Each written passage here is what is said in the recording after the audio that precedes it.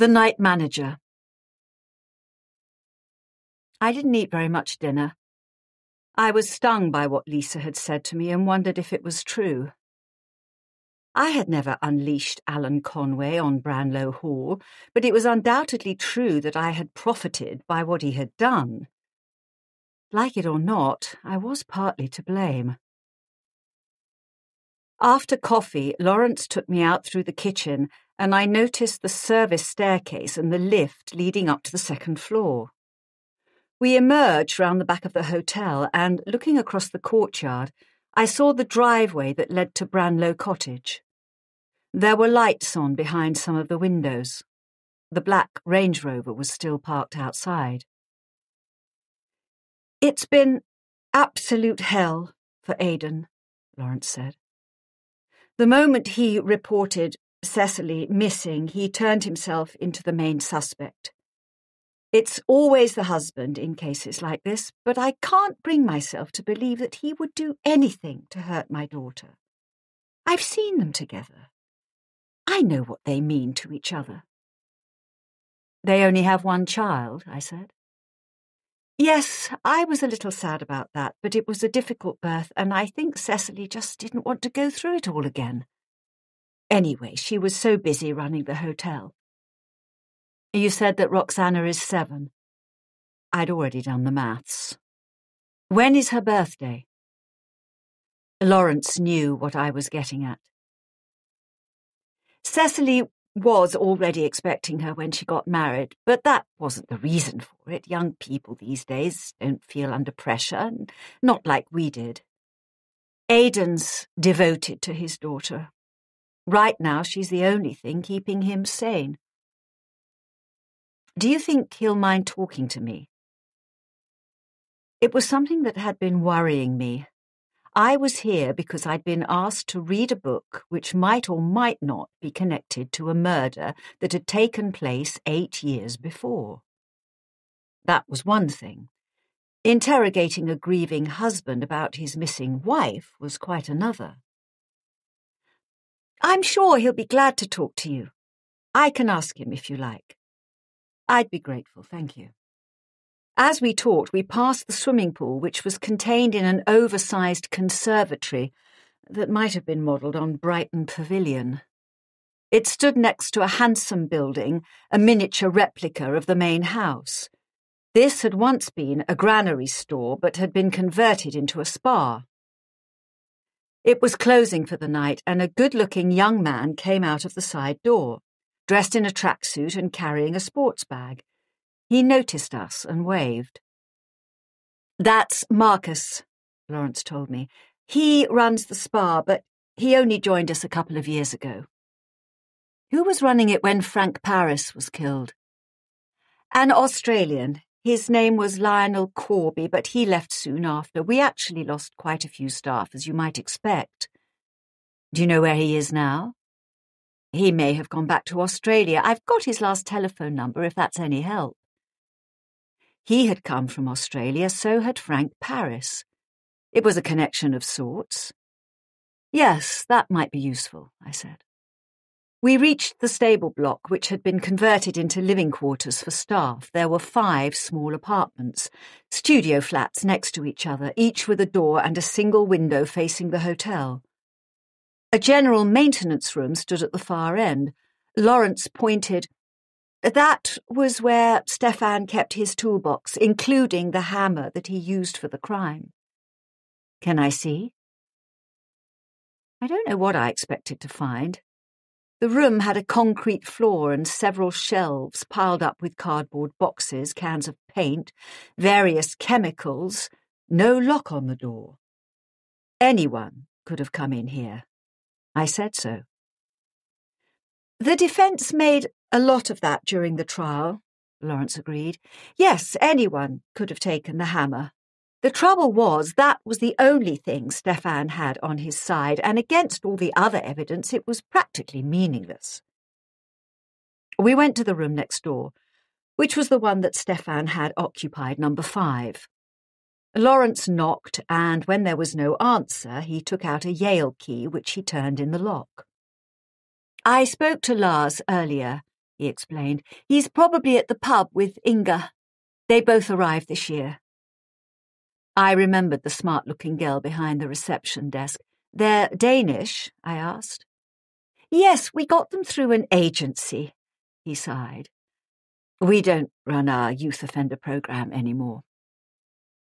The door opened into a perfect shoebox of a room with a single bed beside the door, a desk, a wardrobe, and a chest of drawers. A second door led into a corner bathroom with a toilet, sink, and shower. I guessed that all 5 rooms were exactly the same. Lars kept his frighteningly tidy. The bed looked as if it had never been slept in, and in the bathroom I could see towels hanging with perfect precision on the rail. Apart from a couple of books on the desk, there was nothing personal in sight at all. These Scandinavians are very tidy, Lawrence muttered, reading my thoughts. It certainly wasn't like this when Stefan occupied it. That surprised me. How do you know? Lionel, the fitness chap I mentioned, used to spend time here. He and Stefan were quite close. You should look at the police reports. That may be easier said than done. I could have a word with DCS Locke. No, it's all right, I know him. I also knew that there was little chance of Locke sharing anything with me, not even the time of day. I peered into the room, not wanting to step inside. They found the money in here that belonged to the dead man. Yes, it was under his mattress. Not exactly the most brilliant place to hide stolen cash. Lawrence nodded. You can think many things about Stefan Codrescu, he said, but one thing is certain. He wasn't too bright. Someone could have planted it? I suppose that's possible, but you have to ask yourself when. It would have been almost impossible during the day, as you can see. The door faces the hotel, and there were dozens of people out here. We had wedding guests, the spa was open, there were security guards, the kitchen staff going back and forth, people looking out of windows. I don't think anyone could have slipped into the room without being seen, and believe you me, the police took hundreds of witness statements. And it wasn't just the money, they also found traces of blood on the shower floor and on the sheets of Stefan's bed. The forensics people were able to work out that they had been there for more than 12 hours, meaning that they had definitely been there during the night. The narrative was crystal clear. On Friday night, Stefan kills Frank Paris. There's a lot of blood. He comes back and showers and goes to bed, and he leaves gigantic footprints the entire way. So, if someone did plant the evidence on Stefan, they must have done it sometime after midnight, I said. Yes, but that's not very likely either. First of all, the door self-locks. And before you ask, we did have a duplicate key in Lisa's office. But look at the position of the bed. It's right next to the door. I don't see how anyone could have got in here, messed around with the bed sheets and the shower, and then left again without waking Stefan up. He closed the door and we walked back to the hotel together. Derek should be here by now, Lawrence said. I asked him to come in early to talk to you. He paused. Can I ask you to go easy on him? He's worked at the hotel for 10 years and he's a good man, but he's quite fragile. He looks after his mother and she's not at all well. What Alan Conway did to him, to both of them, was actually appalling. I remembered that in the book there's a character called Eric Chandler who works as a personal chauffeur and handyman alongside his mother Phyllis. They appear in the first chapter, and it's not a sympathetic portrayal. Did he read Atticus Punt Takes the Case? I asked. Fortunately not. Derek doesn't read very much. It might be best not to mention it. I won't. I'll wish you a good night, then. Good night. Thanks for dinner. There was absolutely no need for Lawrence Treherne's warning. The moment I saw him, I knew Derek Endicott was a vulnerable man, eager to please, frightened of giving offence. It was in the blinking eyes behind the spectacles with thick lenses, the hesitant smile, the curly hair that fell haphazardly without any sense of style. He was in his 40s, but his face had a childlike quality, with plump cheeks, thick lips, the sort of skin that suggested he never shaved. He had already taken his place behind the reception desk, tucked away in the cave formed by the staircase that swung diagonally over him on its way up to the first floor.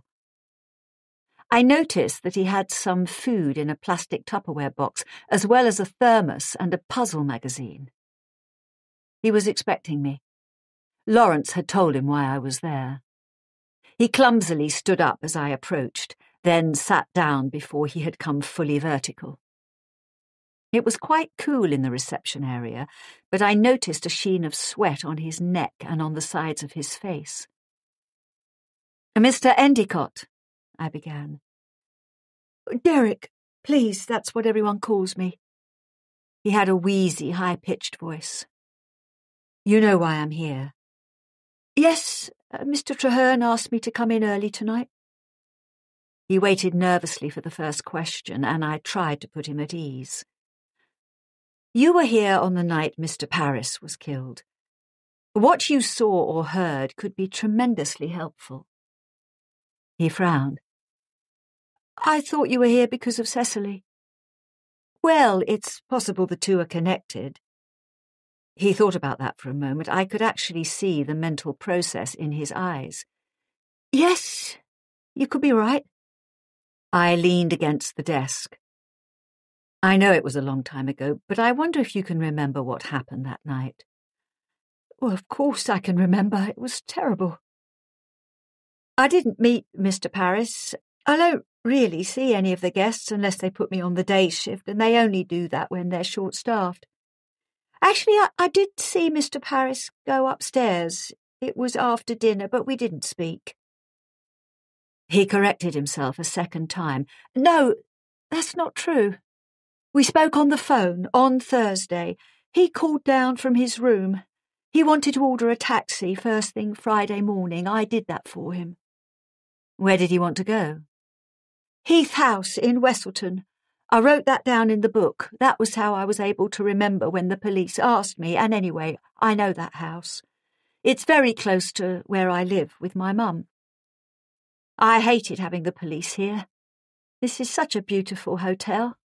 People come here to rest and to relax, not for—" He couldn't work out a way to finish the sentence and fell silent. "To be honest with you, I wasn't feeling very well that night. The night before the wedding," he went on eventually. "I was upset." "What had upset you?" No, I mean, my stomach was upset. It was something I'd eaten." "You didn't go to the party?" "No, but I was invited. I was so happy for Cecily and for Mr. McNeil."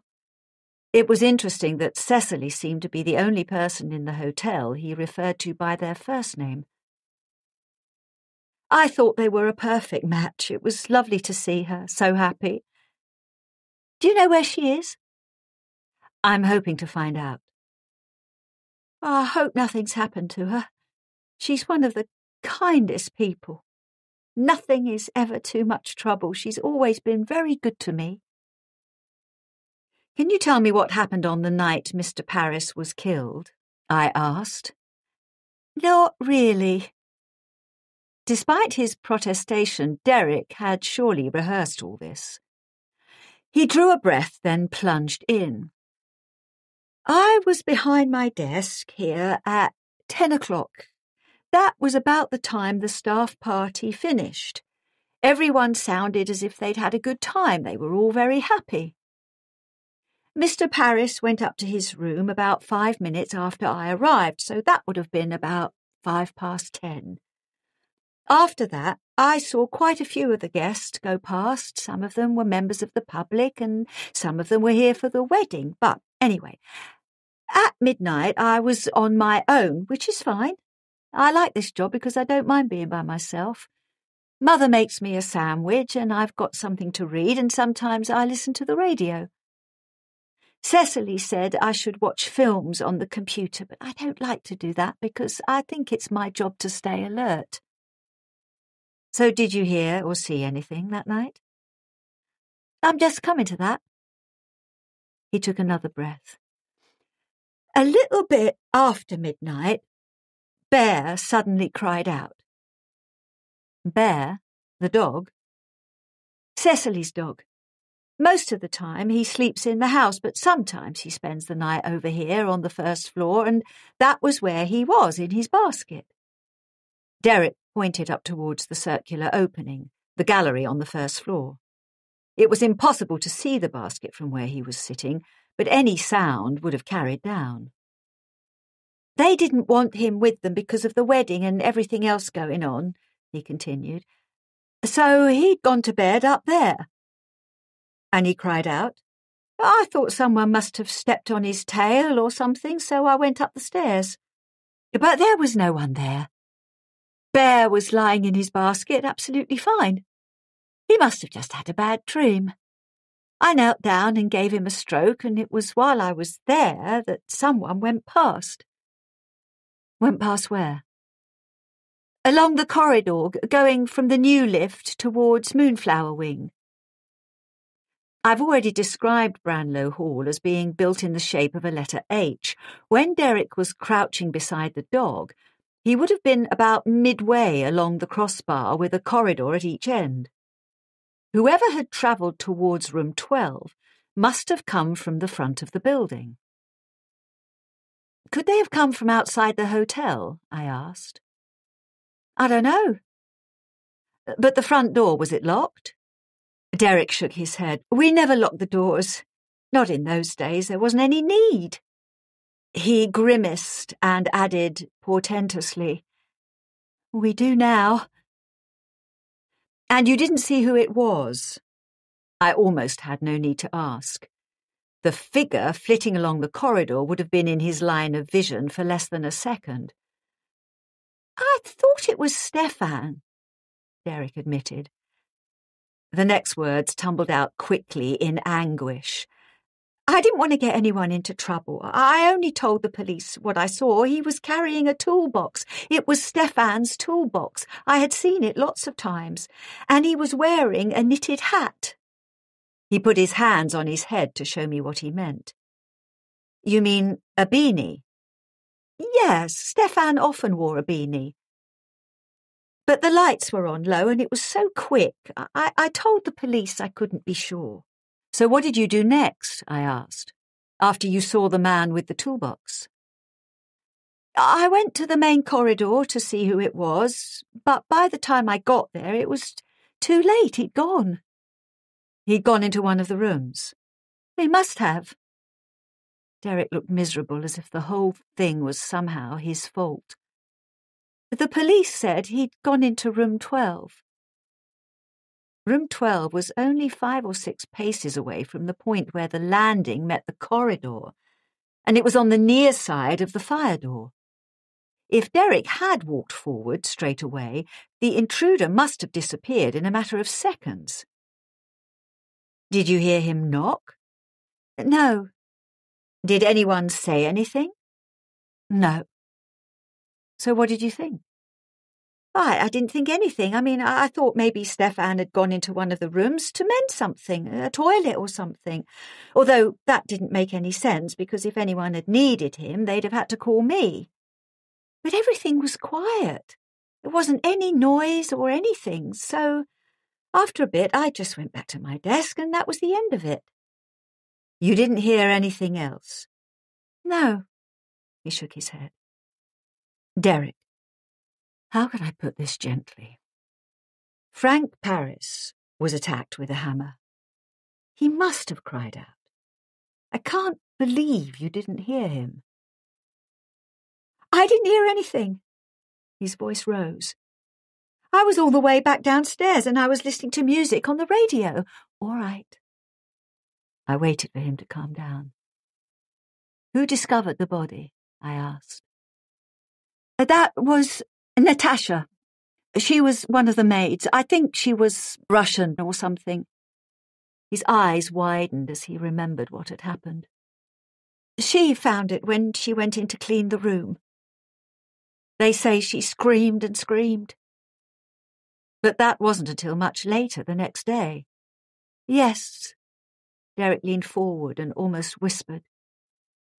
Someone had put a "Do Not Disturb" sign on the door of number 12, he told me. They did it on purpose so no one would know. So why did Natasha go in then? Because someone took it off again. Who took it off? I don't know, they never found out. He had something more to say, I could see that. He looked exhausted. Thank you, Derek, I said. I wish it had never happened. The hotel has never been the same since then. There's always been an atmosphere. I've said it often enough to my mum. It's as if there's something evil here. And now Cecily going missing. I knew something was wrong when she made that phone call. She was so upset. It's all part of the same thing, and I don't think it's ever going to end. Do you have any idea who killed Frank Paris? He was surprised by my question, as if nobody had ever asked him what he thought. It wasn't Stefan, he said. Even if it was Stefan I saw going along the corridor, I'm sure it wasn't him. He seemed such a nice sort of guy. He was very quiet. I know Miss Traherne, Lisa, didn't like him very much, and she said he was dishonest, but he seemed all right to me. Do you think they'll find her? Cecily Traherne? Yes. I'm sure they will. I'm sure she'll turn up safe and sound. That was what I said, but in my heart I knew I was lying. I hadn't even been in the hotel for one full day, but something there had reached out to me. Maybe it was the sense of evil that Derek had been talking about. But I was quite sure that Cecily was already dead.